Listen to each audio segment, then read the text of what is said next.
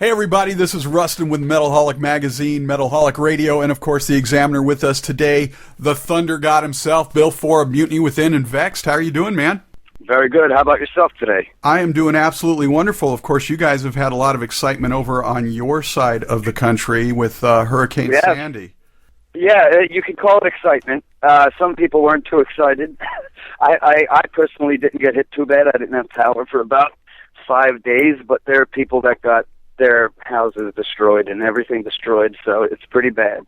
Well, and how's everything sort of going with the cleanup and what's, I mean... Everything on my end is fine, but as far as, like, friends of mine that might live in Long Branch or down by the shore, as you know, if you watch Jersey Shore, that's long gone. The boardwalk is destroyed. You know, all the places I'd go to over the summer are gone. So, yeah, you know, I heard about that. Takes some getting used to now. Unfortunately, like rats, cockroaches, and politicians, somehow Snooki survived.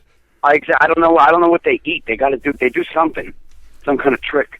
I'm telling you, but I was taken by surprise when I got the notice the other day that Mutiny Within is going to release the long-awaited sophomore album, Synchronicity, and as soon as I started talking to people about it, the boards exploded and everything, so...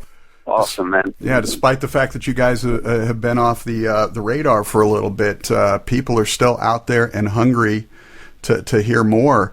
So I mean, it's good to know because that's why we're doing it. There was no use in having all this unfinished material, well, at the time unfinished, which is now finished.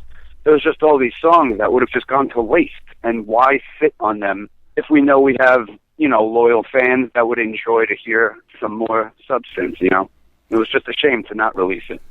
Well, and a lot of people were not quite sure what happened. I mean, one minute you're on Roadrunner, the next minute you're not. Some people said, thanks to Warner Brothers taking them over, they had to let you go. Others said you left. What happened? A bunch of things happened. I mean, we were on Roadrunner when I was still in the band, and then when we had a bunch of tours upcoming, me and the band parted ways for the time being.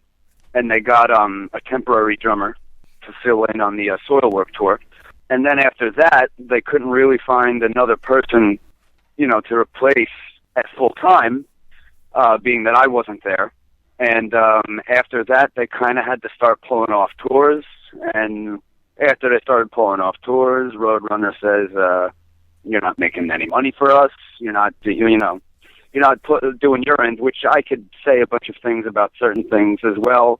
It was not that we weren't doing anything on our end. It's, we could have had 70,000 records sold, but on one torrent site alone, there was about 65,000 illegal downloads. So with a kind of poor showing in our record sales, coupled with the fact that the band couldn't really tour anymore because they had to keep dropping off, so they started to write the second album. Roadrunner said, all right, see you guys later. And then, after that, Drew left the band, college, and what have you. And then after that, Chris left the band. So it kind of just slowly dissolved in 5 stages. Right, which is hard. And then I guess, it was hard for everybody. But as the months that went by and the year that went by after that, everybody I started to talk to the guys because wasn't so much of a falling out. It was we just went separate ways for a little while, and then me and AJ started talking again as friends, not as bandmates. And then I started talking to Chris again, and then we all decided that we kind of missed a certain kind of chemistry that we had, and it would have just been a really bad idea to not release the things that were in the works before everything got destroyed. Right. And we're hoping, although it's probably wishful thinking at this time, but we're hoping it doesn't turn out to be the last that we get from you guys, because there's just so much talent there, such great songwriting. You guys had such a unique style with what you did. Thank you. And it's going to be interesting now, because I know because of the piracy and everything, you guys aren't even putting advances out there for people to hear and review, and I completely get that. I mean, I guess on some dark level, the silver lining to the cloud that was 65,000 just from one site, like you said, illegally downloading it, but people loved what they heard, so that, or they wouldn't be downloading it. Exactly.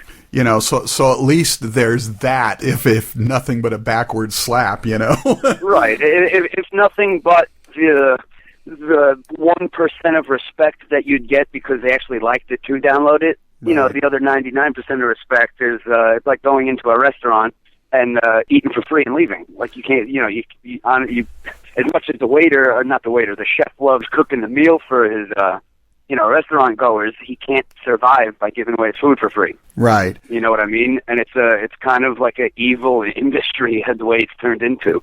And a lot of the record deals that people get are garbage now. They'll sell your soul for a 7-album deal, and they have their hand and a little bit of everything, when back in the day it was basically album sales, and you go on the road and tour and sell a bunch of merchandise, and that was your money. But now, guess what? They got a hand in all of it. So it's very, very hard for a band to get even a foot in the door now, let alone become, wildly famous like they want to. It's hard. It's really hard. Well, and in the nature of the business being what it is now, too, there really aren't even any rock stars anymore, No, it's not. It's not. And then if you become a rock star, you get the, then it's like your Nickelback, those guys suck just because they're famous. So. Oh, exactly. It's like you can't win. It's a double-edged sword. You either don't get famous, or when you do, you get made fun of for selling out. It's like, what the hell do you want me to do? Hover in the middle and do nothing? Exactly. It's very difficult. It's a difficult waters to tread now. It's just not the same as it was in the 80s for like a band like Motley Crue. That's the only avenue they had for people to hear their music was go to a show or buy the album. There was no such thing as torrent sites and illegal download search engine. It's like you can't do that back in the day, but now people got spoiled and they steal instead. Right. And that's what it comes down to. And it's become so easy to do. It's difficult. Even me, I get most of my music for free anyway, but I still every week will go to the record store and buy 2 or 3 albums just to make sure that I'm still supporting the artist. It's people like you that give that glimmer of hope still in a really dark musical atmosphere, because, like I said, if you're a promoter or a reviewer or this and that, you'll get some advanced copies, you'll get this, and it really does show respect and support if you actually, hop into your car and go to the store, walk around and browse and pick up a couple CDs, because that's what the bands are doing it because they want their music heard, and they like people who like their music. They want people to enjoy their stuff. But like I said, like a record company isn't just going to piggyback you along and not make any money at all. It's the state of the game is like make money or make album sales, or you're solo, put it out yourself. Well, I think, though, in a manner of speaking, they've sort of shot themselves in the foot a little bit, too, because they have not acclimated to the way things are now. I mean, absolutely. People are doing digital downloads more than buying physical copies because they're not doing anything to make it worthwhile. It's like you get all these albums that come out with bonus tracks and stuff like that, but most of that stuff is if you download it, when it should be, if you buy the physical album, you'll get these extra tracks. Exactly. You got to get some more incentive to go buy a physical piece of matter that you could hold and pop in your CD player, rather than, hey, download this and you'll get that. Everything is so non-physical today. It's mind-boggling. It's like there's no things anymore. Right. And then the other side of it, tangible. Yeah, and the other side of it, too, is if you're going to do something like that, if the record's going to cost you $10, $12, $13 for the physical disc, then the download should only be like $5 or something. That way it gives incentive. People get the incentive to at least pay for the download instead of trying to find it illegally somewhere. Exactly. And they're not getting that. By the same token, the fans, we've said for years, you can't kill rock and roll. Bullshit. We're killing it because we're stealing it from the musicians. Exactly, and it's kind of a shame, because there's a lot of no talent out there now because it's so saturated. I feel anybody with a YouTube account can auto-tune something or play something and fix it in Pro Tools and put it out, and it sounds mint. It sounds like a professionally done record. But there's also, on the same token, just as much talent, if not more talent, than there's ever been, because now, with the double-edged sword of the internet, kids are learning how to play guitar through a YouTube tutorial, and it's great. And you're pumping out good musicians and things like this, but it's so saturated now that even record companies are like, which way do I go? Like, where do I look? it's difficult for everyone. It's like a very confusing time for rock or metal or something that's not as widely accepted in the public eye, at least, which I could go on for a long time about. Oh, yeah. I mean, you don't even want to get into all the stuff that's pop these days. It's like, I could have It's garbage. Pop is garbage, but, you know, if it's got a catchy tune, you know, take it for what it is. It's garbage that you're supposed to dance to at the club. It has nothing of substance whatsoever. Exactly. And that's the thing. It's like there are a great number of young talents who are really learning how to play the instruments and better than ever, but can they write the songs? And that's the thing that we're losing too, is the art of songwriting, and it's the magic that comes together. I mean, everybody in Mutiny Within was still is an incredible musician, but there was also intangible things like the uniqueness of Chris's voice and the different things that you guys were doing, and that's why, you know, when the year that the debut album came out, Metalholic selected it as the album of the year, and I still stand by that. Appreciated that. We really, really appreciated that, man.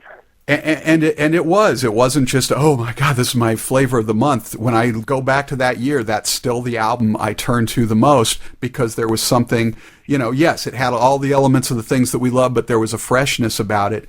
And that's what's missing. It's like, even if you listen to the pop that's on the radio, there's nothing new there. Somebody could just record taking a dump and put harmonies behind it, and suddenly it's a hit. Oh, I'm sure there's already a few songs out there that are exactly that. It's garbage. It's not. It's really, with a lot of the, I don't care if I call people out, like a lot of the Keshas and the Lil Waynes. Like Lil Wayne, okay, great, he could be a good lyricist, whatever. But as far as like the talent that's like, or lack thereof, that's going into this massively promoted music machine that's crammed down your throat somehow and it sells.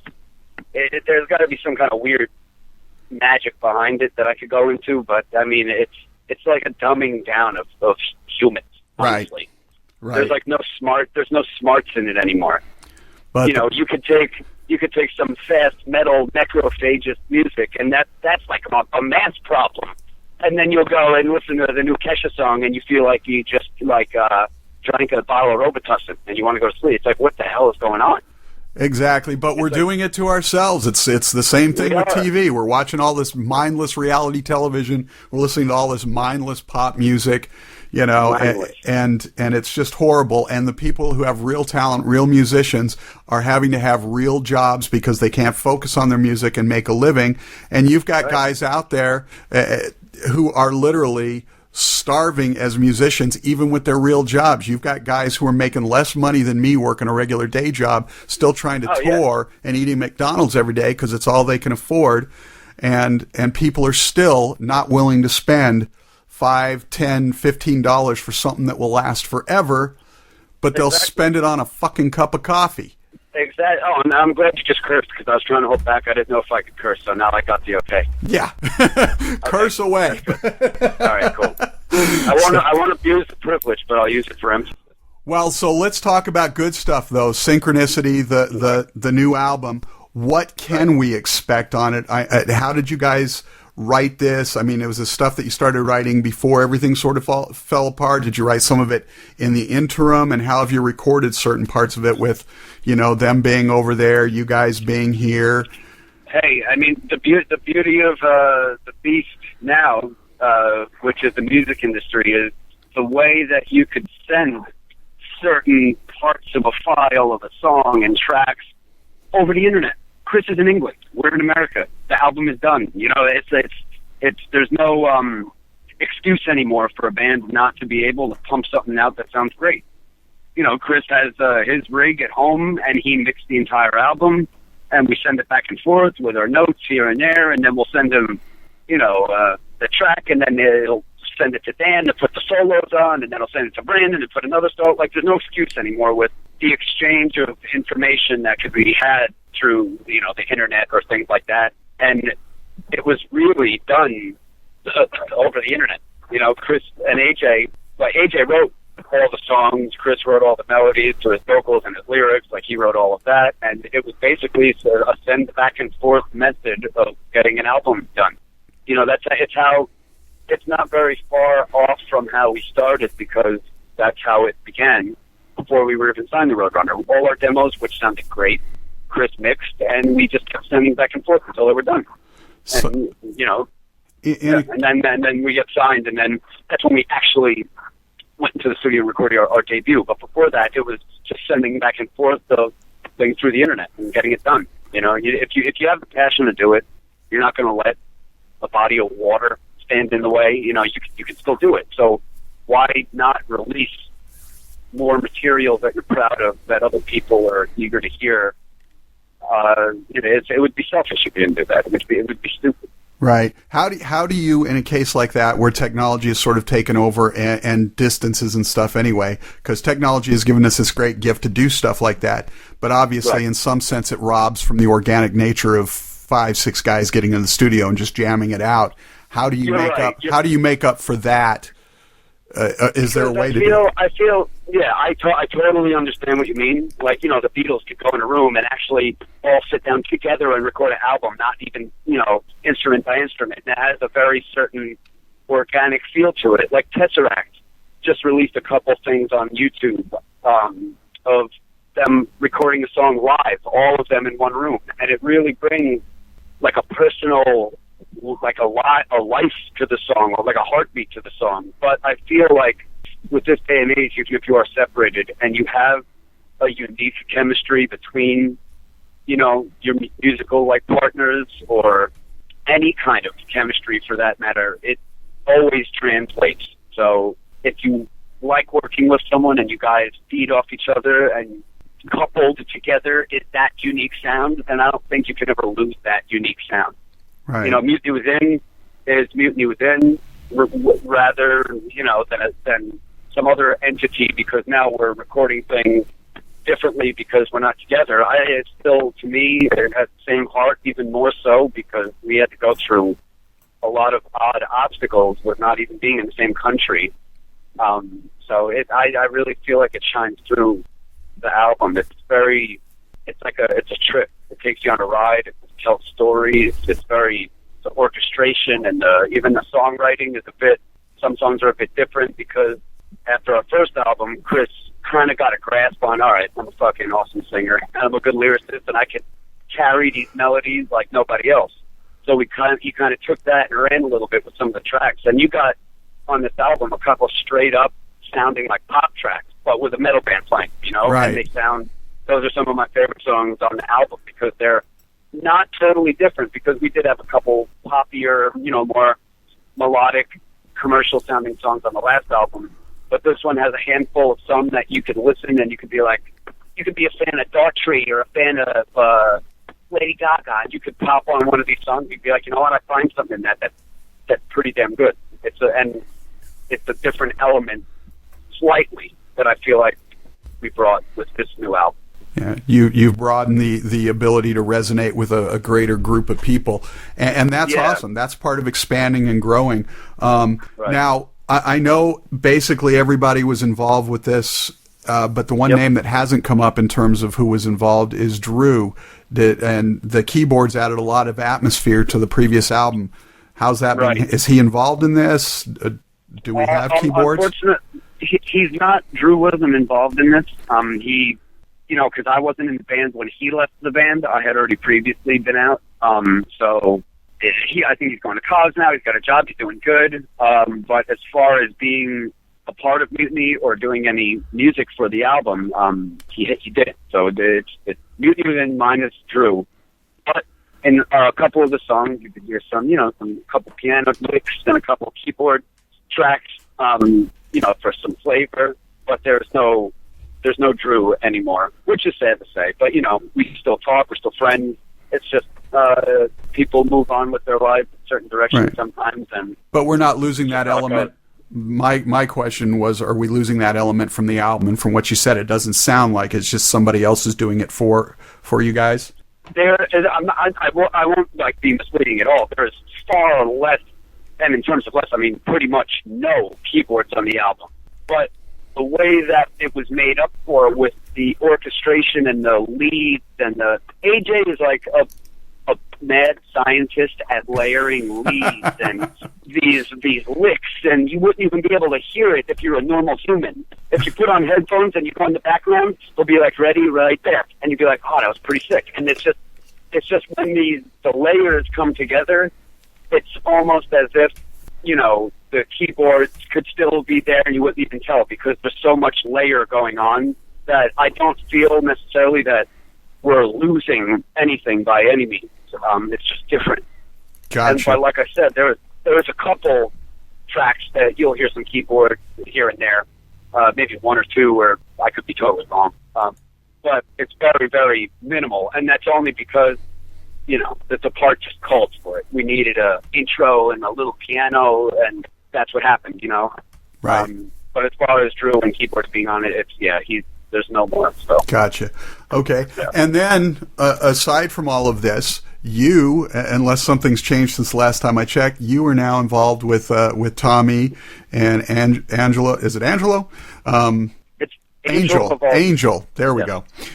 With sir. Tommy and Angel with Vext. And AJ was even involved for a while. Tell us a little bit about that project.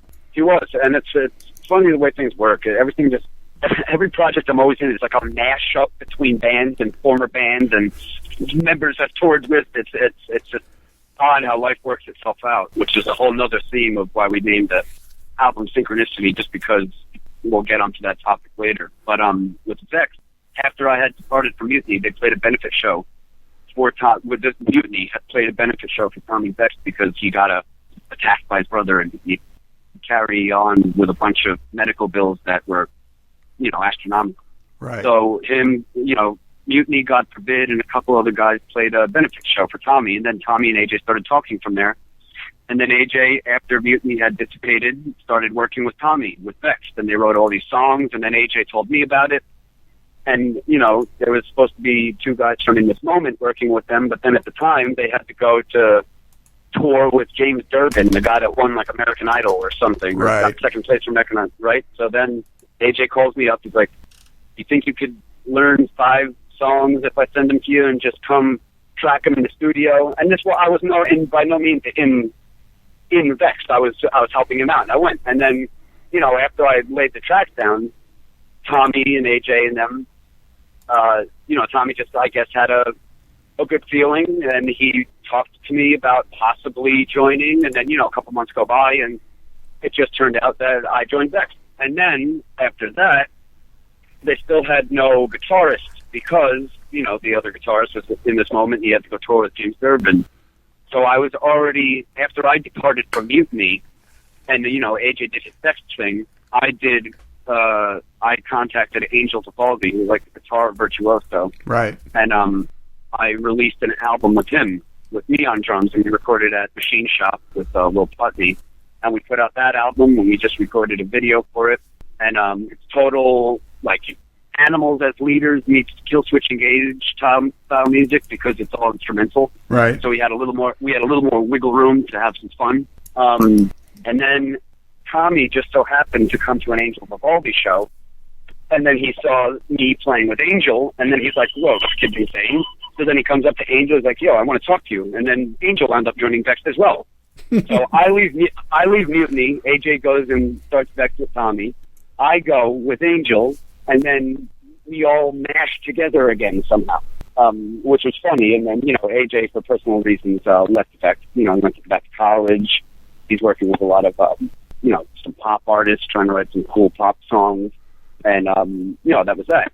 And now it's, Vext is probably going to get a big facelift now. On a side note, we're going to be releasing a bunch of heavy songs. Just got a new guitarist, and it might not even be under the name Vext, but it's I have about 3 or 4 songs, demoed, and they're pretty awesome. So Vext is in sort of a state of fluidity right now? Yeah, we shot a video. We released the EP, 4-song EP. Chris Clancy actually mixed it. As far as that sound, there was a very more, not commercial, but we were trying to go in a direction where we could show people that we could write a good song that doesn't have to be screaming all the time. Right. But, there was still, 50% heavy elements in there. But now we want to show people that we haven't, lost sight of our roots, and we are going to release some really cool, brutal songs without losing melody. But Vext is in a stage of reformation stasis right now, but it's good, and it's going to be cool. Well, you're going to have to keep us in the loop as to what's going on. So let me ask you a couple of other things here, and I want to touch on Synchronicity real quick before we get out of here again, too. But for you as a drummer, because you are just a mad powerhouse drummer, for you, what are your drum influences? Where did that all start for you? Yeah, well, first of all, thank you for the compliment. And I basically, as far as prog stuff went, I listened to Dream Theater until my head exploded. And then, I got my prog, time-wise, mass elements from Mike Portnoy. He was one of my heroes. Right. And when we went on tour with Periphery, Mutiny Within, when we went on tour with Periphery and This or the Apocalypse, Portnoy actually came to one of the shows. I got to take a picture with him and meet him, and it was great. But then after that, as far as metal, when I was getting into heavy metal, I started listening to Soilwork and drummers like Dirk. Right. And I was like, Jesus Christ, this is my style. This is what I love. It's fast, it's brutal, and it's got insane precision and musicianship. So, straying from the metal drummers, I love drummers like Dennis Chambers, the real classical. Those are like the pros. Those are like the best of the best. You can't get much better than them. And even after I was watching Dennis Chambers, I bought a DVD with him and Tony Royster Jr. And that kid was like, in the DVD, he was like 13 years old. And I was watching what he was doing, and I wanted to put my drumsticks down. Like, what the fuck am I doing wrong? Kid's 13, and he's like doing shit that like grown men can't do.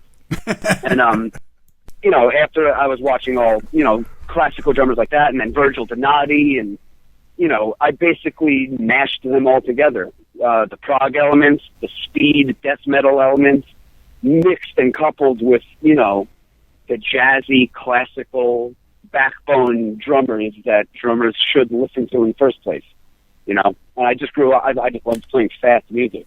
I can't sit the fuck still, like, for more than 5 seconds. So I told my parents, I'm like, get me a drum set. I'm like, I was 10 years old. I was 9 or 10. I'm like, get me something. I'm tapping on shit, driving people crazy. So now I actually tap on things louder and drive them more crazy. So it worked out.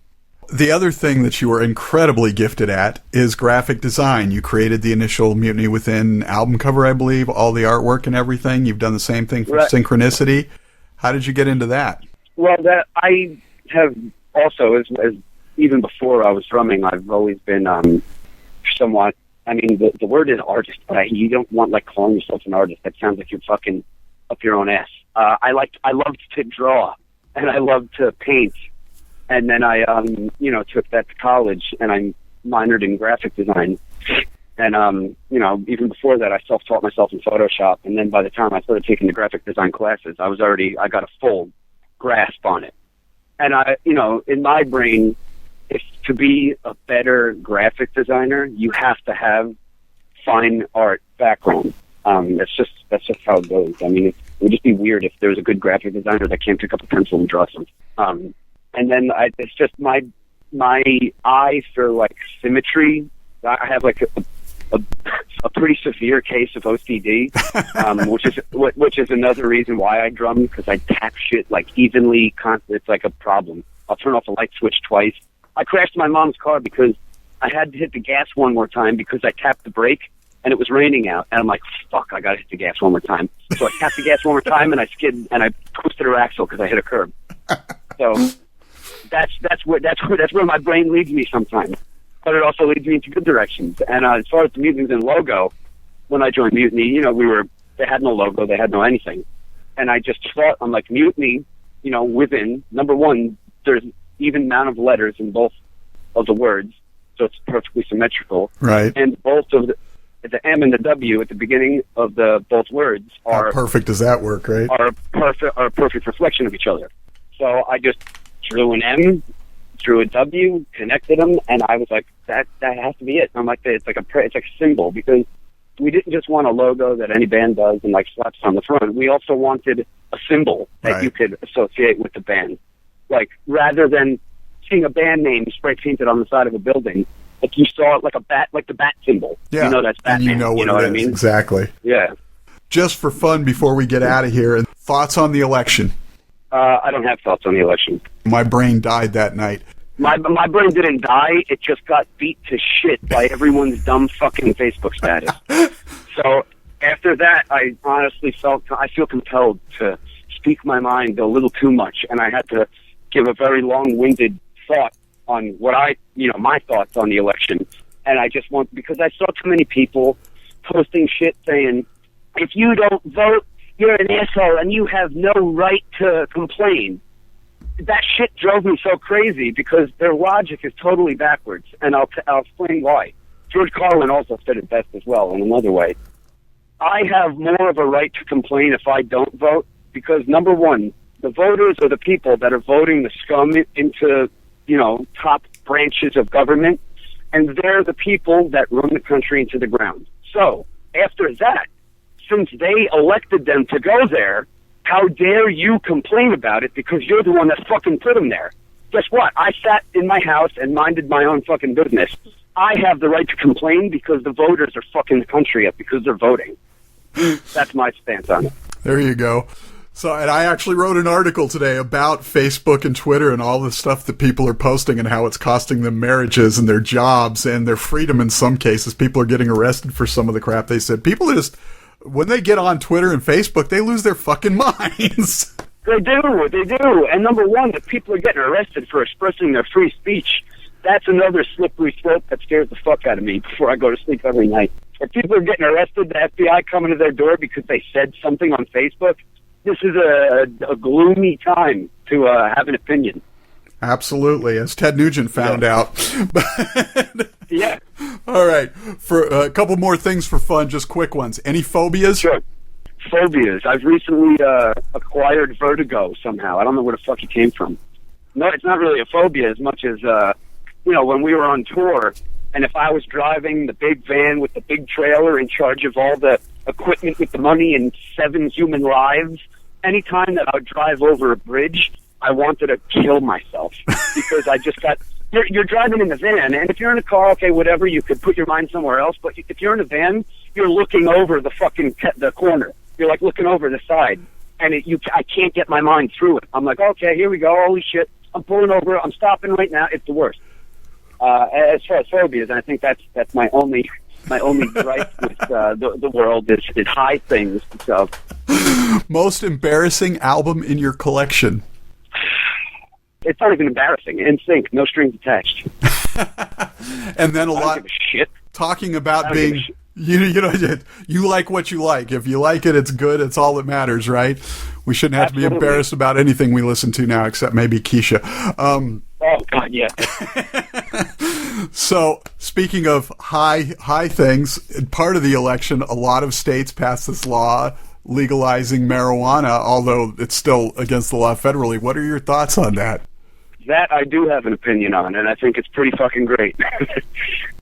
I'll leave it at that. I think it's a great thing. More deaths come every year from prescription pills and alcohol that the government is giving to people. The only reason why weed is illegal is because the government isn't selling it. They can't tax it, so fuck them. That's why. People have never died because of weed. Everything derived from the cannabis plant cures a plethora of diseases, including cancer.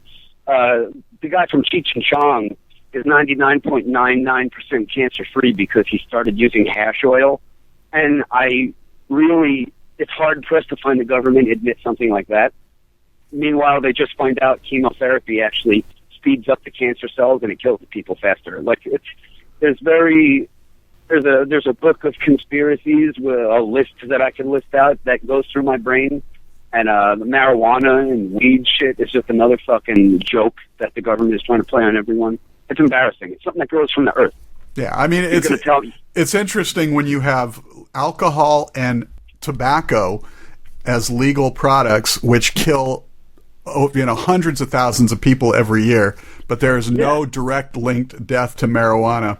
But it's still illegal, and the stuff that we could do to fix the economy in this country if we actually legalized it, taxed it, and did it the right thing, which I I shouldn't even be talking about because I work in a prison by day, but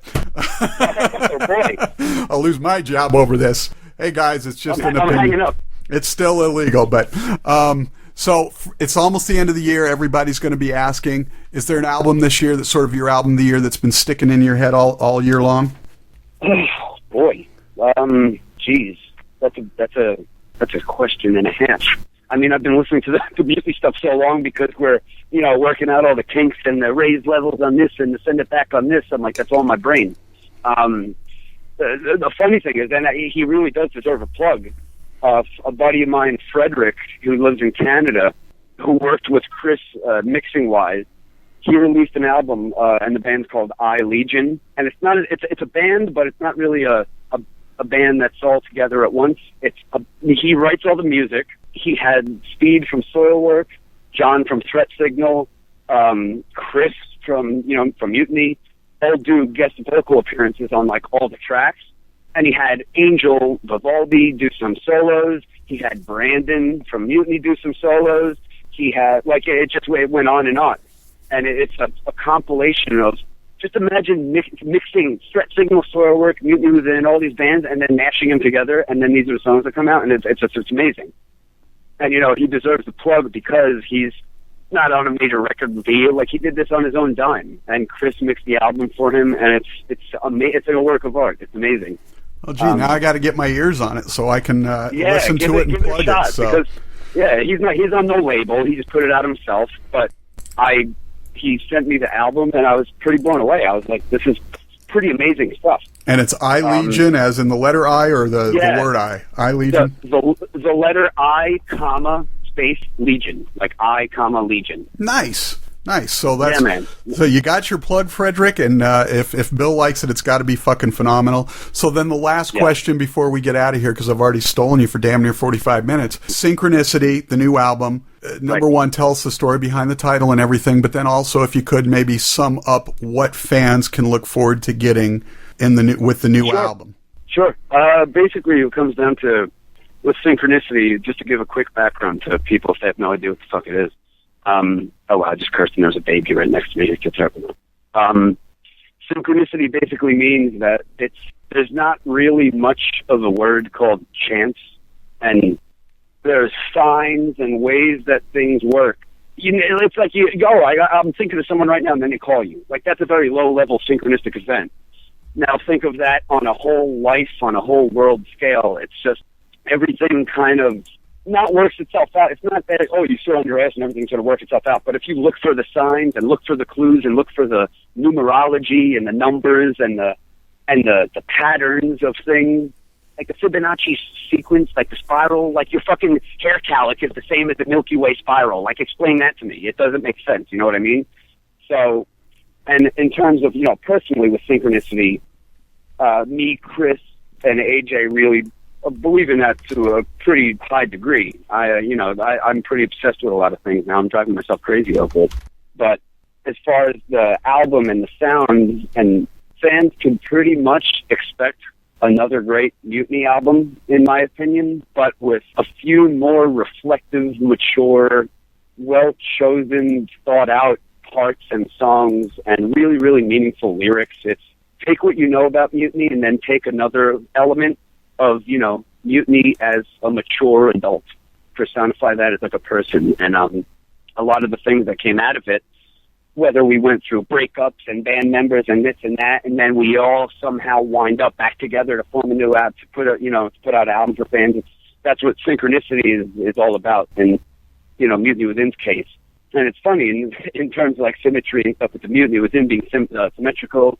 Synchronicity, I have all the letters before the O is the same amount of letters after the O, and in the O on the album cover, I made it something called the galactic butterfly, and that's another Mayan symbol, and it basically means synchronicity, pretty much. So the way that everything just tied in so perfectly, there's no chance. It's something else has its work going on, and like I can get into consciousness and we're energy and we're just having a human experience for now. But all those ideas put them in band form in an album, and that's pretty much what you get from it. I could go on for an hour, but. Well, Bill, thanks so much for taking the time to talk to us about all of this stuff, and hopefully we'll stay in touch more because I want to know what's going on with all the other projects. And we look forward to Synchronicity, and for those who have been paying attention, to also check out iLegion. Thanks again. It's always great talking with you guys. I expect this album to be no less exciting than the debut. Thank you very much, man. Yeah, you'll go on a trip. I really appreciate it. Thank you very much for having me.